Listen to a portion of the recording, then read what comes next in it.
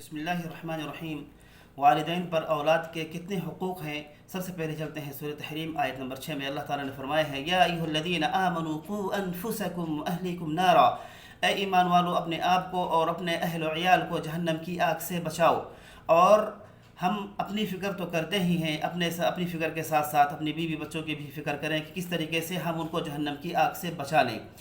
تو یہ یقین مانیے کہ جہنم کی آگ سے ہم جبھی بچا سکتے ہیں کہ جب ہم مخلص ہوں کہ جو اللہ اور اس کے رسول نے قانون یا حقوق بتائے ہیں ہم ان کو صحیح طریقے سے ادا کر رہے ہوں۔ اگر ہم صحیح طریقے سے ادا کر رہے ہیں تو یقین مانیے کہ ہم اپنے آپ کو بھی اور اپنے بچوں کو بھی جہنم کی آگ سے بچا لیں گے انشاءاللہ باذن اللہ۔ حدیث میں اللہ کے نبی نے فرمایا، حضرت انس بن مالک رضی اللہ تعالیٰ عنہ سے روایت ہے، سنن ابن ماجہ کی روایت ہے، حدیث نمبر 3694، اللہ کے نبی نے فرمایا اکرموا اولادکم واحسنوا آدابہم، اپنے بچوں کا اکرام کرو، ان کی عزت کرو اور انہیں اچھے اچھے آداب سکھلاؤ۔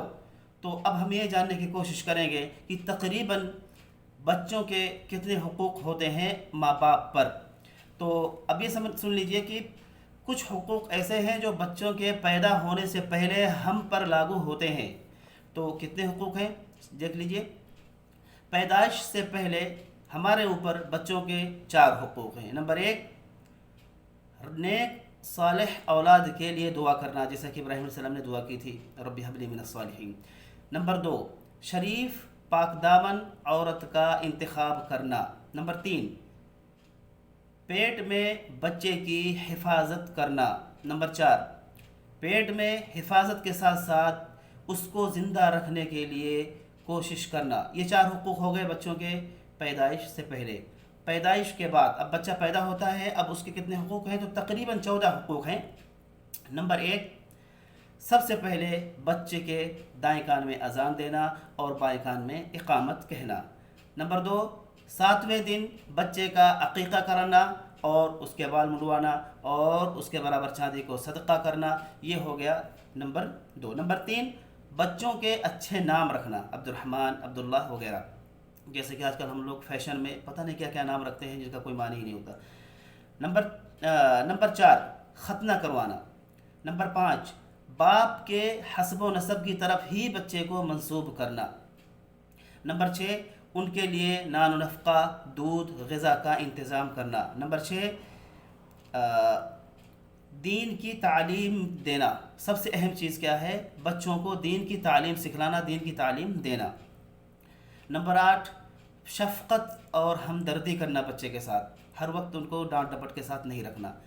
نمبر 9، اگر ایک سے زیادہ اولاد ہے تو سب کے درمیان عدل و انصاف کرنا، کسی کو زیادہ کسی کو کم نہیں۔ نمبر 10، بچوں پر اپنی حیثیت کے مطابق اچھے طریقے سے خرچ کرنا۔ نمبر 11، بچوں کو اس لائق بنانا کہ وہ روزگار خود تلاش کر سکیں، ان کو اس طریقے سے بے یار و مددگار نہیں چھوڑ دینا کہ جاؤ جو کرنا ہو کرو۔ نمبر 12، اگر بچے غلطی کریں تو ان پر سرزنش بھی ہونی چاہیے، ڈانٹ ٹپٹ بھی ہونی چاہیے، لیکن اس کے بعد ان کو معاف کر دینا۔ نمبر 13، بچے جب بالغ ہو جائیں تو ان کی وقت پر شادی کرا دینا اچھی جگہ۔ نمبر 14، بچوں کے لیے ہمیشہ دعائے خیر کرنا۔ یہ تو اس طریقے سے حقوق ہو گئے، لیکن ہم دیکھیں، ہم سوچیں کہ کیا ہم حقوق ادا کر رہے ہیں بچوں کے؟ ہم تو یہ سمجھتے ہیں کہ بچوں کی اعلیٰ تعلیم کا انتظام کر دینا، ان کو اچھے اچھے کپڑے پہنانا، ان کو اچھے اچھے کھانا کھلانا، یہی بچوں کے حقوق ہیں۔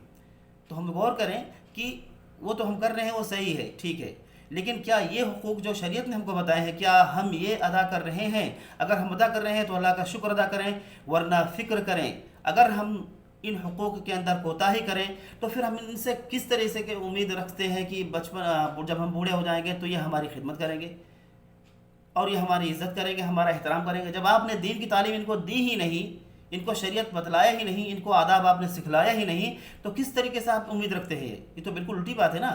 تو جو شریعت نے اولاد کے حقوق بتائے ہیں جب ہم ادا کریں گے تو انشاءاللہ یہ اللہ کا اصول ہے کہ یہ بھی ہمارے حقوق کو ادا کریں گے۔ اللہ تعالیٰ سے دعا ہے کہ اللہ تعالیٰ ہم صحیح حقوق ادا کرنے والے ہو جائیں اور بچوں کو دین کی تعلیم دینے والے ہو جائیں۔